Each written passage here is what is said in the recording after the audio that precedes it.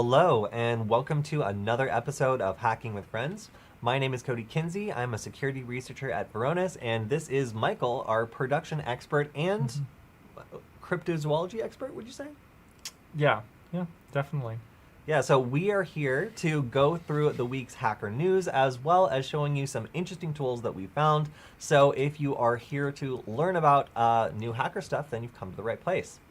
So probably the biggest piece of news we're going to be talking about today is going to be the development with Apple implementing some really wide-reaching content practices. We'll get to that in a little bit, but just be prepared for that because I definitely would love to hear people's opinions on that. And I'm going to save that for when everybody's had some time to join the stream. So hello to everybody who's joining the stream. Zero Cool, Hack of Mosul, and hopefully Zam soon as well. Let's go ahead and get started then. So first off, I just wanted to give a shout out to resources. We like to point out any good resources that are up. And if we switch over to my screen, this week we went live with some new Hack 5 episodes. And one of them I'm really happy with is capturing Wi-Fi passwords from nearby smartphones.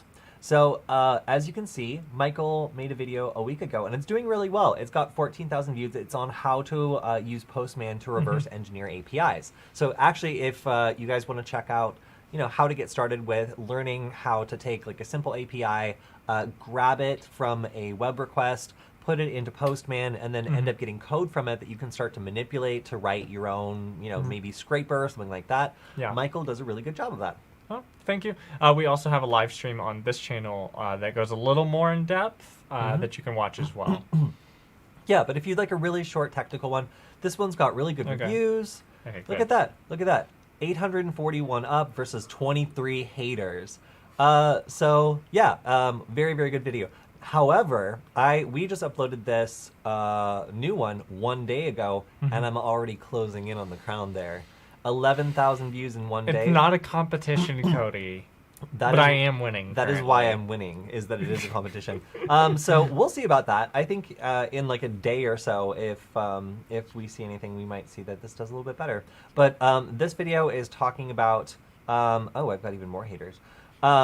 This video is talking about how you can take nearby smartphones and figure out which Wi-Fi networks they have connected to in the past. So let's say that you connected to some like super secure like office network for this really important company. Well, I, as a hacker, could put up a fake version of that company's network, and if you were at a conference or a coffee shop or something, then your phone would automatically attempt to connect to that network, and I would be able to grab that attempt and actually brute force the hash to find out what the password was. So that has two effects. It means that I can force your phone to connect to my fake network at any moment and start feeding you like phishing pages and otherwise kind of looking over your shoulder. Or I can actually go now to that office and just connect to their Wi-Fi and start doing stuff on the network. And I could even spoof my MAC address to be your phone's MAC address and make it look like it's you that's doing it. So really interesting attack here.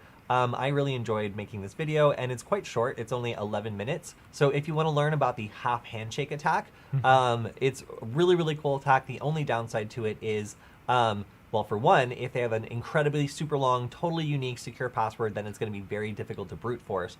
But for two, if there's somebody just sitting in the coffee shop that's like, wonder what this is, and just tries to connect with like password 1571, blah, blah, blah. There's no way to know the difference between an automated attempt to reconnect, which is good because it means we're probably getting the real password, versus somebody just, doing whatever and like attempting to just connect to the network with a gibberish password. Because this is in a half handshake attack, you only get one side of the conversation. In a full handshake attack, like you usually have when you do Wi-Fi cracking, you have both sides. So you're able to check with the router's half and with the devices half. So in this case, it could just be some random person trying to connect with the gibberish password.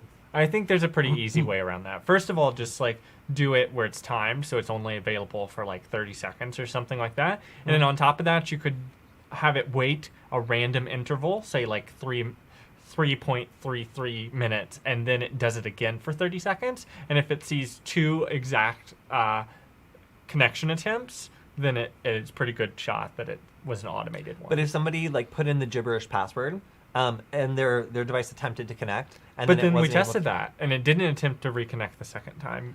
on one type of device, but in other Right, types of that's device, like true. it might save it. So that is a good observation. So we tested this a little bit to see if somebody tries to connect with a gibberish password, would their device actually save that gibberish password and keep trying to connect with it? And we found that did we use a smartphone or a laptop? It was an Android. Okay, so using an Android phone, if you tried to connect to a Wi-Fi network with a password that's wrong, it will try to connect one time, and then it will not save it and keep trying to reconnect because it just assumes the password's wrong and not worth saving.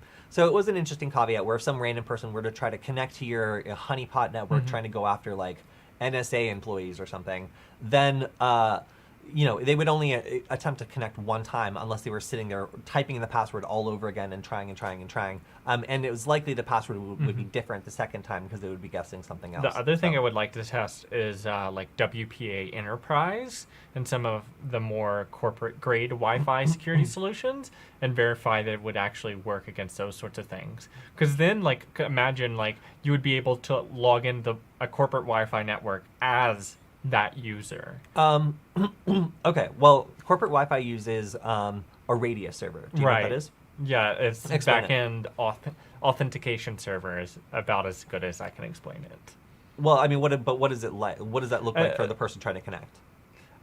So it depends on like how it would be implemented, but the way I've seen it implemented before is like there's a security certificate you can download on your device, and then you have a username and password as well, and that you put that in, and then that is how you log into the Wi-Fi. Now, the security certificate was just because this was like a super secure, like Defcon Wi-Fi network. But normally, WPA Enterprise might just be username and password. The logic behind that is, if you're a big company, you can't afford to change the password every time someone leaves the company. So you want everyone to have their own username and password combination. So that way, if Tom leaves the company, you don't want disgruntled Tom coming back and messing with your network. So you just, disconnect that user from the Radius server, and they're no longer authorized. Yeah, so I've never set up a Radius server because I've never really needed to. I've also not really gone up against them before, but I know that there's several tools out there that are designed to attack them. And basically it comes down to like either phishing or cracking the credentials that people are using to connect once you have access. So I imagine it would work the same. We would initially get the password to the Wi-Fi network from an employee's phone. And then when we were in range, we could probably pop up a fake version of that network because we know the Wi-Fi password, entice somebody else or force somebody else to join that network, and then interrogate their device for the credentials and see if we could just get them. Cool. So you want to proceed on to the other news of the week? I think we got more people here now. Yeah. Well, I was just saying, so if you guys haven't checked this out, make sure you do. It's a really, really interesting topic. We also go over a little OSINT. So you can see here, I'm using wiggle.net in order to find, for example, like the Wi-Fi networks at a certain company's headquarters. So this is a really practical and really cool attack that I like a lot. I just did a presentation on this also for Varonis as a webinar, which was very intense and technical. But that's why I'm kind of trickling. Yeah. We'll have a detailed live stream on the half handshake attack coming out Wednesday next week. So stay tuned for that. That'll get posted pretty soon. Yep. Cool. So, Michael, you have any stories to talk about this week? No. Nothing going on in the cryptozoology world? Well, I mean, so there's a bunch of like ransomware news, but I've only like read the headlines of that so far. Apparently there was like this one ransomware gang member who just speaking of disgruntled employees, got disgruntled with the rest of his gang. So he released like all of their tools, like all of their practices, all of their training. Oh, that's wonderful. He burned the whole franchise. He burned the whole group. I don't know if I don't think he released like the names and stuff of other members. He might not have, or I'm assuming they might not have had that information, but whatever information they had access to, they burned it. Yeah. So. Wow. All right. Well, so I genuinely don't remember if I shouted this out last week, but I just wanted to do it again for people who make hardware stuff or who make any sort of technology stuff. This was a pretty crazy story that I saw about patents. So this was somebody who made a type of technology that allows you to make circuits on paper. It was like really cool, and they used it in a variety of different educational applications. But in the end, some lady swooped in and patented this entire concept with like a really, really broad patent. And the funny thing is, she was one of the purchasers of their Kickstarter. Wait, what? Yeah, so they did a Kickstarter for this. Wait, what does the product do exactly? It makes circuits on paper. It's for like okay. teaching kids about like circuits and stuff like But that. that's been done several times in the past. How is that not? So these are like patented? special circuit stickers that they made. So they've figured out the technology behind like how to do this, and they had like prior work and whatever else. Yeah.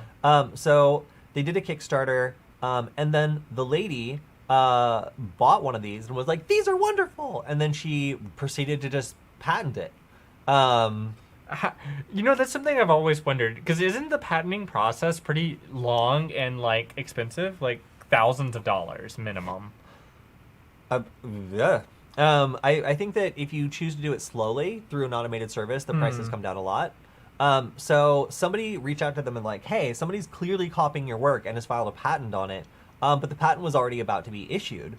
And yeah, again, they verified that this lady was like the person who had like actually purchased their stickers during their Kickstarter. So they put all this work into it, and then she just like purchased it and then made this new thing, which is very derivative, which it's this light seed thing. But anyway, she patented it. Then they spoke to a lawyer. They tried to submit evidence of prior work, but because she'd gotten in there and they didn't get any notification or anything, it was just someone found it and emailed them eventually. It was too late.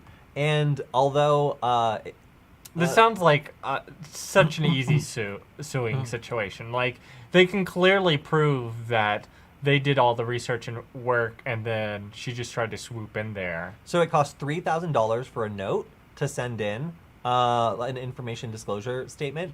And so they paid the $3,000 to like send something that said, hey, this is the prior work. This lady was part of the Kickstarter campaign, blah, blah, blah. And the patent was issued the next day. Wow. Yep. So if a patent is issued, it's extremely hard to undo it. So if you catch it early in the process, then what you're saying is actually correct. You can like interfere with the process and submit prior work. But if it's already, But if okay, let's just say though, it would then be on the person who patented it. Burden would be on her to go in and enforce. So if she wanted to try to go against the original people, then she would have to pay for the lawyers and all the legal initiation battle stuff, and then they would clearly win in any court of law that's like within reason. all right. So do you like, have what's the purpose? Do you have $300,000? No. Do you have $600,000? No, definitely not. Okay, well that's the problem. So in order to challenge a patent, you would need to invalidate the process through something called the inter-parties review, and that process costs around $300,000. Wow. This is... See, okay, I'm not going to go into my, like, patent law is not valid in, like, modern times, but, like, there's definitely some situations like this that make you really question current patent law. So then she emailed them. She's like, hey, I have this patent. It seems like weirdly related to this thing that you guys do. Do you want to buy it for $5 million? What? Yeah. Okay, this person is a scammer. Like... This lady, I mean, you know, not to put too fine a point on it, but this lady like took someone else's creation, patented it, and then turned back around and asked them for $5 million for doing that work. That's like those URL squatters or like domain squatters, right? Who they just like would wait for a domain to expire and then they buy it instantly and try to sell it back to you for an outrageous sum. Yeah, so this person now their entire livelihood is basically patented by another person. And all this work that they put into developing this stuff is now... so the originator of this is just a single person, not even like a company. Yeah, it's like a very small team of people. That's even more egregious. Because it'd be one thing if this was like a small company or like some little corporate venture capital enterprise. But if this is like a mom and pop thing that she's doing this to, that's unethical. I'm sorry. Yeah. So like this is just one of those things where, you know, this is the way patent law works. Like it's super scary for people who make things or you know, otherwise like try to create new things, worrying about their Kickstarter backers potentially turning around and trying to extort them for $5 million.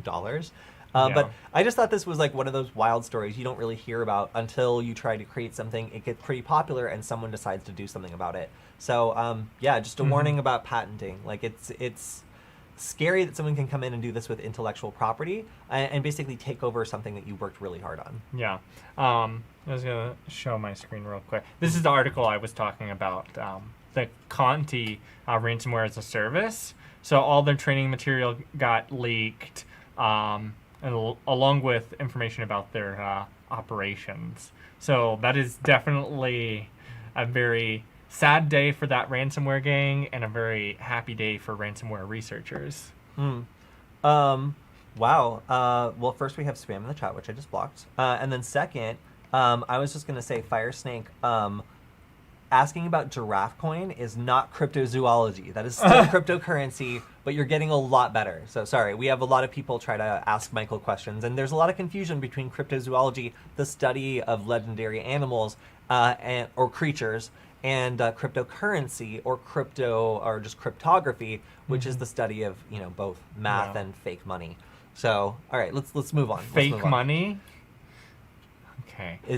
Where in your hand can you put it, Michael? All right. I'm sorry. So whatever. One thing that is worth reiterating, and this is something that was coming out with some more details, was the SolarWind hacks had apparently compromised 27 different U.S. district attorney offices. Which is pretty bad. I mean, because that's a window into the inner workings of the American legal system. Ostensibly, this breach was by Russia. So being able to take a peek into 80% of Microsoft email accounts used by employees in these branches of the Department of Justice is pretty jarring. So if you want to read more about this, I've retweeted it, but it was just an interesting development about the targets of these sorts of things because, knowing if your, if one of your dummy organizations is going to be indicted or what the status of the case is or what the conversation is or agreement is on how to proceed on things allows you to react to legal pressures before they're exerted. So the fact that, apparently Russia was like trying to get an eye on the American legal process at one of the finest levels and just kind of monitor what was going on between these district attorneys is pretty creepy. All right, so I could barely believe this, but apparently Amazon is offering to pay $10 in credit for your palm print biometrics. So if you've been donating blood, you've been donating plasma, you've been donating other stuff, and you're looking for another thing you can donate to just sell out, then your palm prints are now worth but that's like $10. A one-time $10 thing. Yeah. I'm sorry, I'm not gonna. Okay, see, this is where I draw the line. Like, I'm not gonna give like a corporation my data just for $10. That being said, what if it was $10 worth of like candy? What kind of candy? That's what I'm saying. That's what I'm saying. People are easy. How hungry am I? Like if the candy was right in front of me and they had a thing I just had to press my hand down on and I would get like $10 of candy. Someone maybe. help this man. Yeah, so this is why we can't have this nice is happening. things. Yeah, because like basically if Amazon's like, hey, you got $10, I'll take your palm print. Who am I selling it to? Oh, just the police. Well, you see, that's where I have like questions. It's like, would you go into your local police department and for like a handful of candy, like submit like your all of your biometrics? Like, probably not. Well, you see, that's why I think just because there's only bad things that could happen to you from that. Yeah. So the money payment though is just like a distraction because like if you want to think of it in that context, you're paying or you're getting paid the privilege of driving every time you go in and you get your photo taken and you get a driver's license, right? But we don't like think of it in that way. Like I think if the government were like, okay, hey, part of your getting an ID we take certain biometrics, like I think that's more reasonable and fine. But when a private corporation wants to collect your biometrics for a nebulous reason is definitely where I would draw the line. I hate that. I'm sorry. Requiring you to like submit biometrics. No. Okay. Anyway, so moving on from Michael's lawful evil take. This is one of the lowest prices I've seen offered for like data that could be used against you in a court of law. So if you were considering taking advantage of this offer, I would personally decline. But who knows? Maybe you really want Amazon to be able to detect anytime you rest your hand on a surface. Yeah, that's definitely sketchy. Okay, so Michael, here's something I feel like you will absolutely love. This genius decided to go to Starbucks, plug into their free Wi-Fi, and then use his $875 mining rig to mine Bitcoin. Okay. A poorer Michael also had such a similar idea, but at the local college, a computer lab. I was like, no one checks these computers. You could totally like plug something into the back of each one to mine cryptocurrency. Right. So for stealing power, you would receive about 18 cents at this point because there's no way you would make any amount of money doing this. Oh, no. I'm not trying to encourage this behavior, but I'm saying like this isn't a novel idea. Like people have been doing this for years. Not to put too fine a point on it, but this is an idiot idea. Yeah. Like, this is a dumb idiot idea. Not like I love that this guy's also like smiling like this is the smartest thing anyone's ever come up with. This is the dumbest idea I have seen all week, and I fully agree that if I see one of these in a Starbucks, I will dump my whole ass coffee on top of it. Okay. This is a terrible thing and a dumb idea, and if you do this, I will dump my coffee on it. Okay, so it's time. Let's talk about Neural Match. Michael, from now on, if you have an iPhone, two things are true. For one, if you are under the age of 17, if someone sends you an image that through iMessage, and it so if you're not an adult, right? Okay, it'll send you an image through iMessage. This could be a friend. You could be sending it to yourself. Whatever. Then you would get a big notification on your screen that says this is a potentially sensitive image. It could contain body parts that are usually covered by a swimsuit, is what it says. What? Do you want to proceed? And if you press yes, then it will send a copy to your parents and permanently store it on your phone. Yeah. Wait, what? Yeah. Send it to your parents? Yes, it will. I think if Apple were to implement that, they have. It's done. It's already done. It is done. Okay, this is purely my personal opinion. Doesn't represent the views or anything. But I think this will be the end of Apple as the major cell phone provider. That's so dumb. I think that all these teenagers that are out there sending pictures to each other are not going to be happy about that. Okay, Michael. First. I can't. Although they might not have the money to choose which phone they get provided. That is a hell of a statement that you think that Apple is going to be finished because teenagers can no longer send nude pictures to each other only on iMessage. Okay, I guess, yeah, because they're going to use other applications. But still, that is like a vast invasion of privacy. Yeah. Okay. There we go. So now now I'm back on board. I do not think this is going to be the end of Apple. I just wanted to differentiate myself on this. But Neural Match is real. It is being implemented, and here it is. So we are talking about, this is from Apple, and we're talking about child safety. So what is this? What is it going to do? So all of a sudden, it's going to use the applications of cryptography. You know what that means?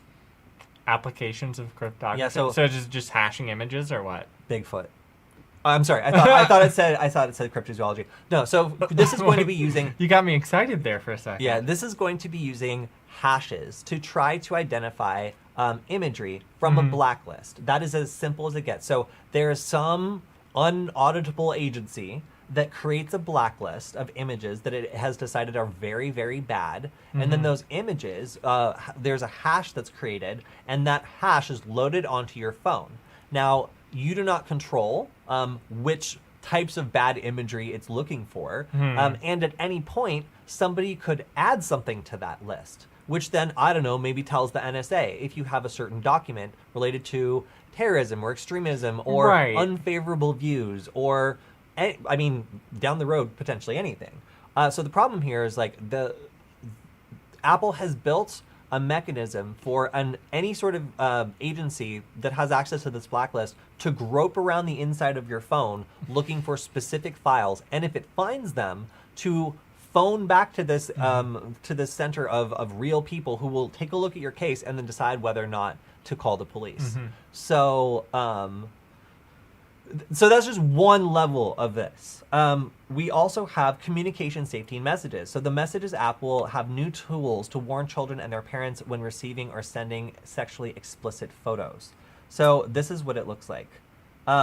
This could be sensitive to view. Are you sure? Sensitive photos and videos show the private body parts that you cover with bathing suits. I'm sorry, but whoever, like whatever, like child psychologist they hired to write this part, I do not like. It's not your fault, but sensitive photos and videos can be used to hurt you. The person in this image may not want it seen. It could have been shared without them knowing. And so then if you say, I'm sure, let's see. If you decide to view this, your parents will get a notification to make sure you're okay. What? Don't share anything you don't want to. Talk to someone you trust. You're not alone, but it doesn't really...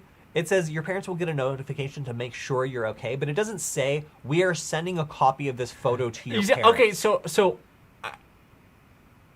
question here. Okay, so say two teens are like exchanging explicit photos, right? And it then sends a copy of the teen that so the copy that it's received, right? It sends that to the parent, but that's a picture of some other child. So then is that did not consent to have? So is that child pornography on the parent that other parent's phone? This is such a sticky question that for one, we're absolutely not going to get into on the stream, but for two, is totally valid because it creates circumstances where there may be two minors that are doing something which then a parent is roped into and this other kid is roped into, which was not the intention here. So giving parents more control over what their kids are exposed to is a goal that a lot of people can get behind. But creating a mechanism to classify content in messages and then also to dig around in your phone and root for certain kinds of content. I mean, my opinion on this is that it's a compromise. They're just like, all right, we're not going to break our encryption. Like stuff is going to stay encrypted, but for things that are so bad that you're going to try to force us to put a back door in, we'll have some sort of mechanism to be able to enforce this sort of thing, because otherwise you're going to make us not have encryption anymore, is what I feel like they're afraid of. But it's such a big compromise. Yeah.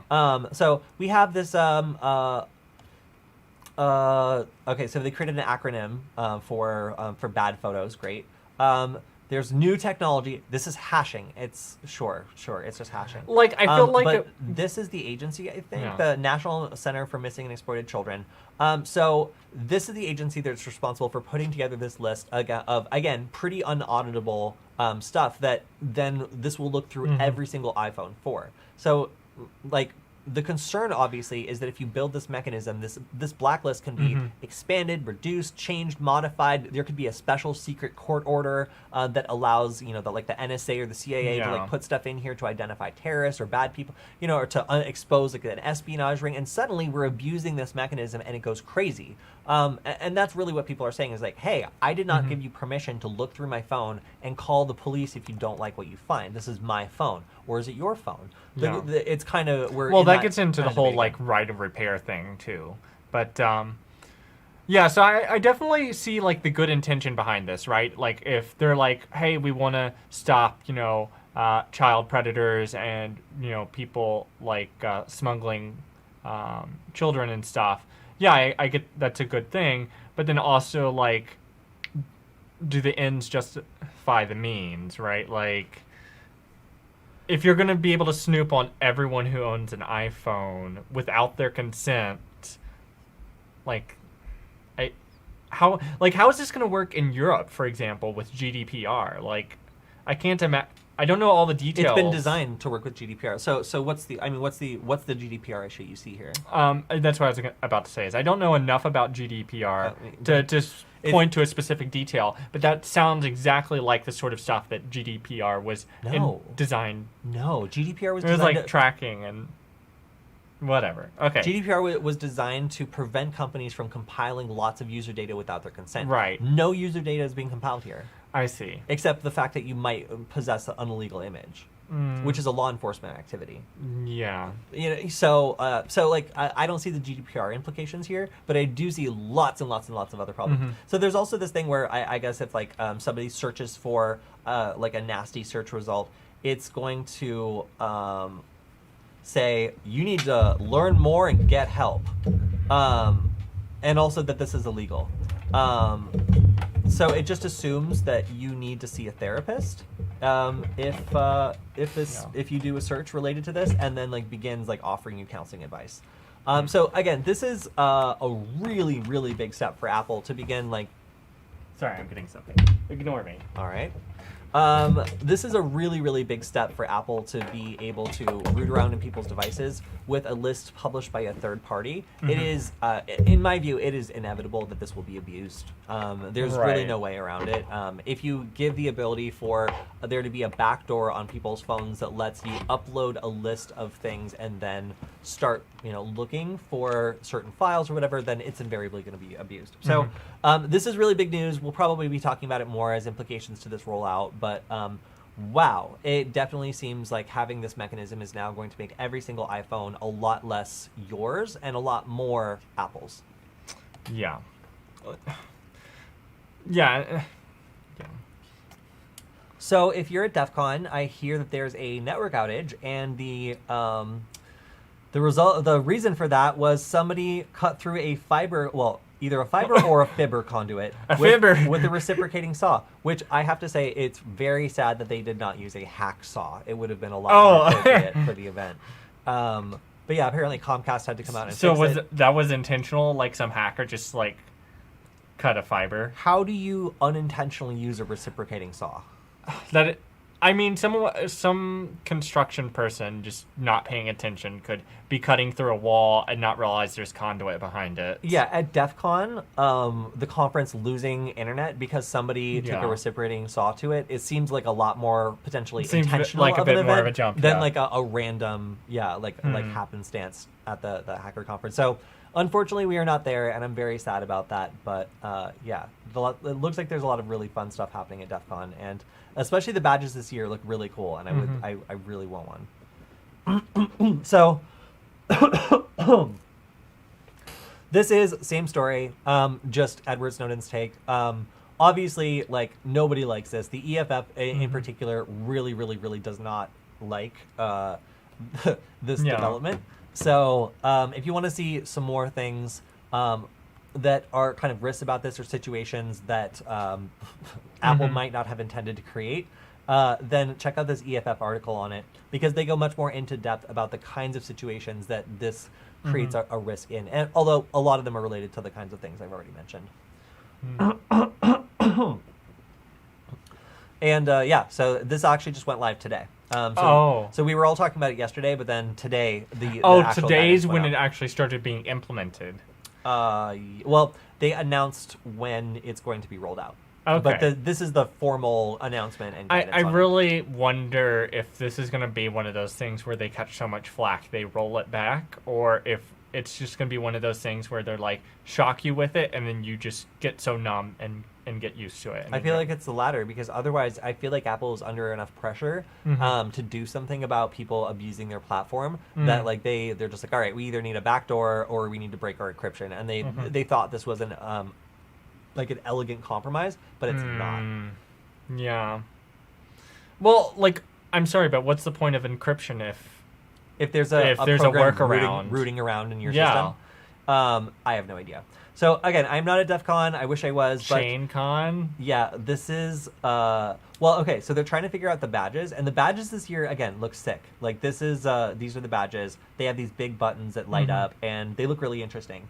And kind of what is this? Oh yeah. I actually like this picture the best because yes. Wow.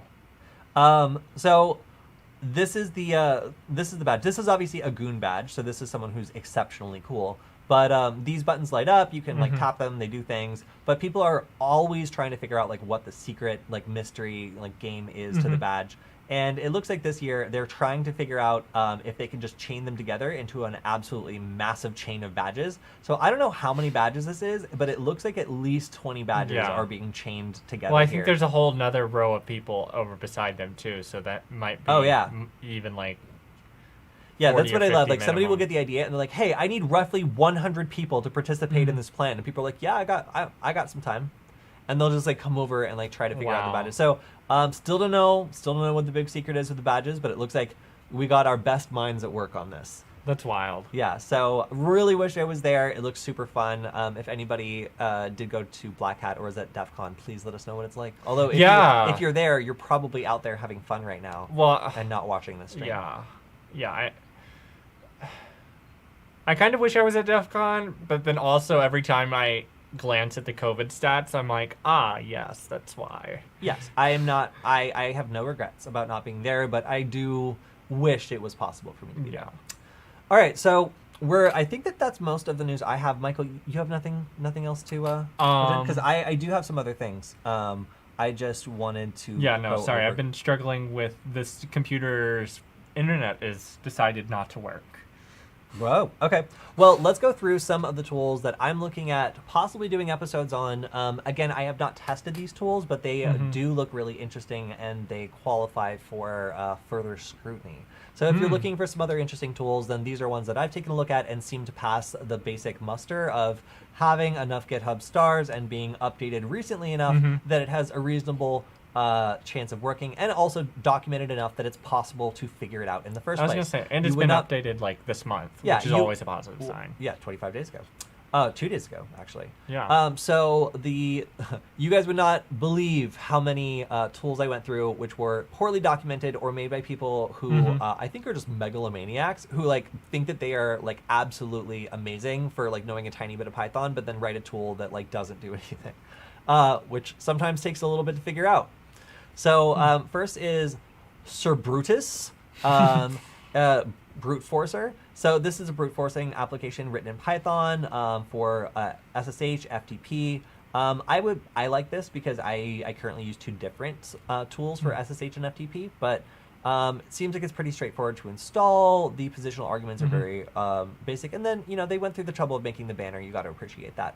So if you want to check this out, again, I have not tested this yet, but it seems like a useful addition to my arsenal. So that is at Cerbrutus-force brute forcer/Cerbrutus, if you want to check that out. Yeah, I wonder how efficient it is compared to other brute forcing programs. They make no brags about it, so I'm not sure. Okay. Maybe we'll have to try that off stream and then make a stream on it if it's good. That's the intention of every one of these tools. Yeah. So next up we have LightMe. So this is a simple HTTP server which basically just hosts obfuscated PowerShell scripts. So really the point of this is to be able to, if you're on the same network or if you're like redirecting via Nginx or something, to be able to like pop up something that's hosting a obfuscated PowerShell script for your payload. Let's say that you get a foothold on a device and you want to pull down another PowerShell script. So really easy, very simple to set up. Again, like this is something I usually do manually. So like I'm honestly not surprised that this is a script. But the installation, it seems basic enough. So if that's something that you like to do, if you like to do PowerShell stuff and you're looking for a way of obfuscating, hiding a script and then pulling it down, then LightMe seems like a good choice.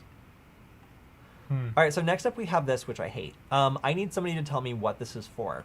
So this is something called Ruse. And I would have gotten rid of this, but I honestly wanted to see what your reaction was, you being all of you. Oh, okay. So Ruse is a mobile camera-based application that attempts to alter photos to preserve their utility to humans, while making them unusable for facial recognition systems. Okay, so basically it's trying to take pictures that still look like pictures but are unusable by any AI system. Yeah, so usage example. App is developed as a camera-based app, allowing for modification of faces on new camera captures or current photos on the camera roll, with the goal of keeping them useful for social media and human consumption, while making it difficult for facial recognition to use them accurately and efficiently. Well, so let's see what they look like, huh? Okay, all right. So you snap a picture of grandma, and then you share it to everybody looking like this. let me just enlarge this a little bit. Okay. So this is a project that makes your images look like this. Wait. I'm just... Is that... I feel like that's just a visualization of reversing, like, the neural net process. It is not. So that's... Okay, because I wish I had internet on my laptop right now to show y'all this, but there's a really good channel called 2 Minute Papers, and they actually showed off a paper that was done a couple months back about a 1-pixel attack. So there is... if you know specifically which neural network is being used on the image, then you can basically create an attack where you change only 1 pixel in the attack and make it register as something completely different. Well, that sounds cool, but that's not what this is at all. Right. Well, this is just that's what I'm saying. It's putting the image into a blender to the point that it's barely recognizable at all by a human. Mean, a human can recognize there's a face there, but it doesn't. It isn't a picture anymore. Why would you want to save this image to your camera roll? I feel like it's good abstract art. There's better abstract art. Yeah. Why would you want this photo to send to someone? Aside from... No. This is not useful. I'm sorry. So, defining something as useful for human consumption, what are you trying to prove? The fact that, that you were in a room, or that you're still alive? I don't understand who would want to see this photo and be like, oh, look, it's Dorothy. She looks good. No. You can't tell anything from this photo. It's been totally trashed. So this is my opinion. This is a hackathon project that someone did, and with the skills that they were working on in class or something, and then they pass it through a facial detection thing. And look, this is bad. You can detect her face. But then they also never provided an example of their modified version going through a facial detection system. It's just it shows you what the original looks like when the face is detected. So I hate this project. I'm sorry. I gave it my full attention for several minutes, struggling to understand how I would use this or why I would use this. And my conclusion was this is not useful. And this was made to highlight something that the person already knew, and then has been backwards explained into being a privacy project. Yeah, I'll buy that. Yeah, because Michael, if you're fighting for this to be practical, I challenge, I challenge you to go on a date initiated by sending this photo to someone. I'm not defending. Oh yeah, this. I got pics. Here it is. Well, hey, at least the iOS thing won't be able to detect my face in that. This is true. I guess if you need to hide your nudes from the new iOS thing, then this is the way to do it. Although I hesitate to imagine what they would look like after coming out of this blender. So yeah, again, a tool that I would never use for anything, and I do not understand why it exists. This is kind of cool. This is RTL 433, and it actually applies to more than just the 433. It's a generic data receiver for 433.92 megahertz. What is that frequency for?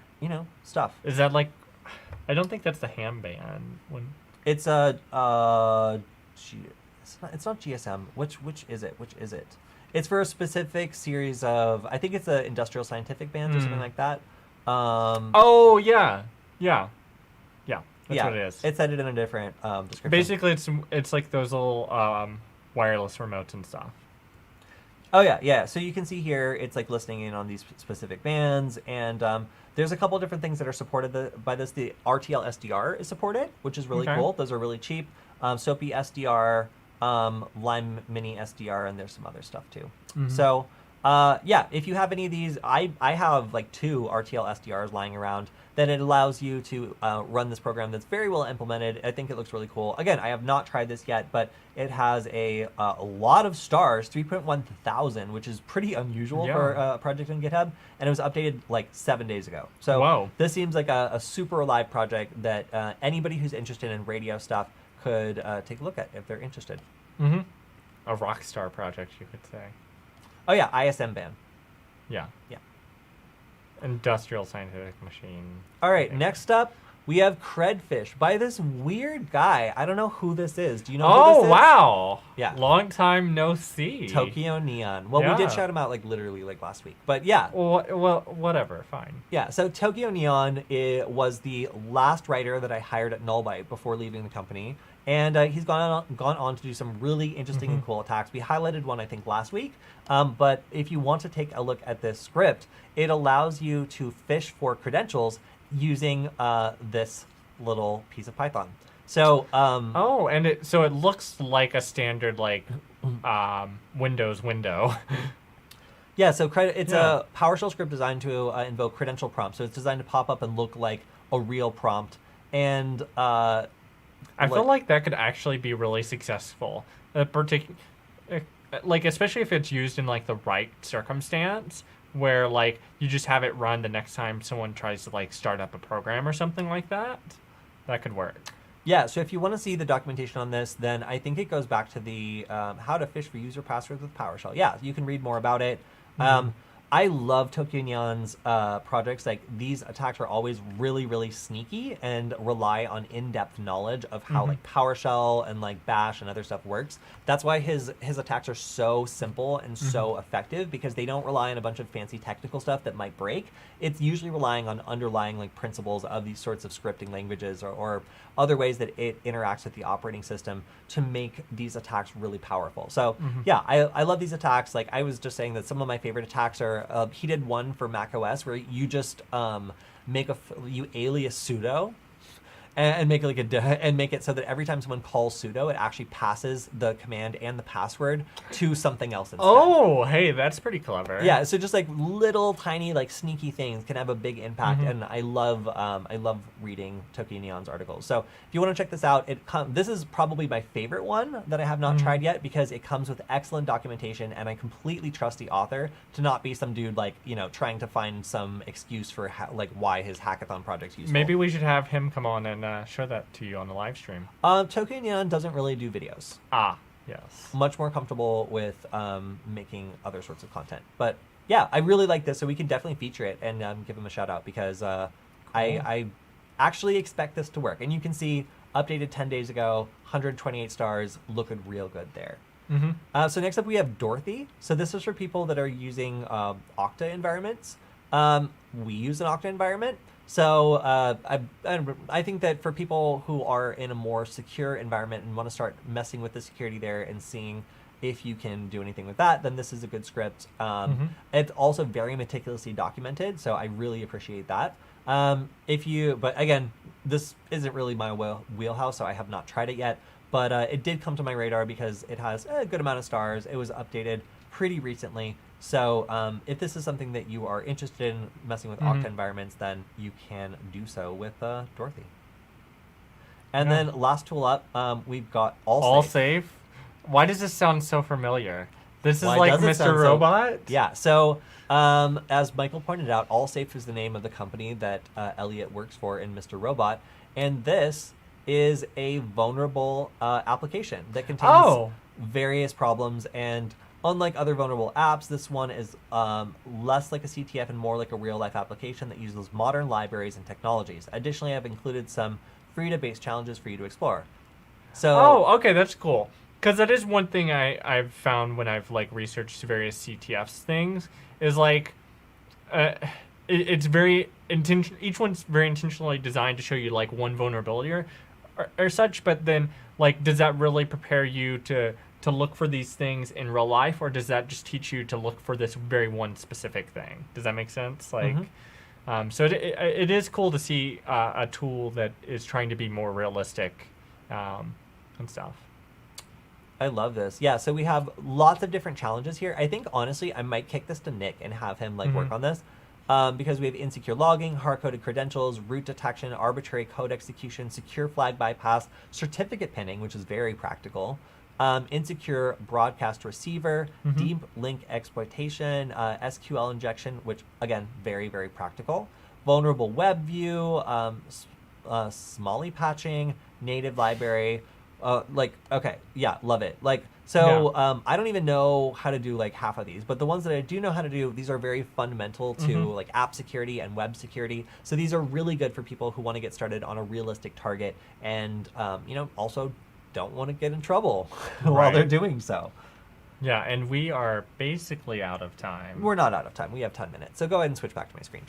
So the last tool that I'm not going to recommend is more of a study in how not to name your tool. This person named their tool Orbital Dump, which... As opposed to Orbital Ion Cannon? You mean low orbit Low ion orbit cannon? ion. Whatever. Don't meme if you can't meme, bro. Okay, fine. All right.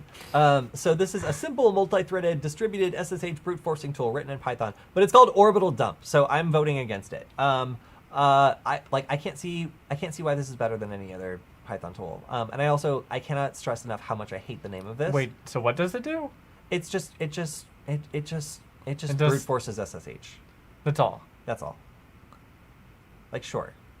Okay. I don't know why this is better than anything else. I'm just saying that, like, while going through, I was like, wow, this is a notably terrible name. I do not like the name Orbital Dump. Do not name your tools like that. I get that they were trying to make a joke, but yes. Sure. It's gross though. And then I think that's mostly what we have. I have a couple other tools, we have a couple other like stories. But for example, TLS traffic inspection and manipulation, very cool. So, but again, with 10 minutes, I don't think I can really go into any of these with the amount of details that I want to. So Okay, we might need to save that for we have another one question from the chat that Yeah, you might please. want to answer. Kali Linux versus ParrotOS. I get this question so often. There's so small of a difference. You are working on a Debian system. The same commands are going to work. You're going to install tools the exact same way. It's roughly as stable. So like these systems are so close to each other that there's barely a difference. It's just like which tools are installed by default and how pretty it looks. Parrot is prettier than Kali, but Kali has better support for beginners and for problems that you might run into. Yeah. So this is kind of changing a bit as Parrot becomes more... Mainstream. as more people begin using it and preferring it over Kali. But, I would say like it's still more likely that you'll get a fast answer to a problem in Kali if you've never run into it before than with Parrot Security OS. That being said, if you just want a prettier system and you've got the basics of working with Debian, then, Parrot Security OS is fine. And also the operating systems are so similar that a fix in Kali is probably going to work in Parrot Security OS too. So it's not like you're running like Manjaro, which is Arch-based, and then you're using like Pacman instead. Like I use a Manjaro a lot recently, so I would actually say like my preferred is neither Kali nor Parrot Security OS, but it's Manjaro. Plot thickens. Yeah, and Manjaro uses Pacman as its package manager and some other stuff that's a little bit different. So there's a tiny bit of a learning curve, but it's really not so bad.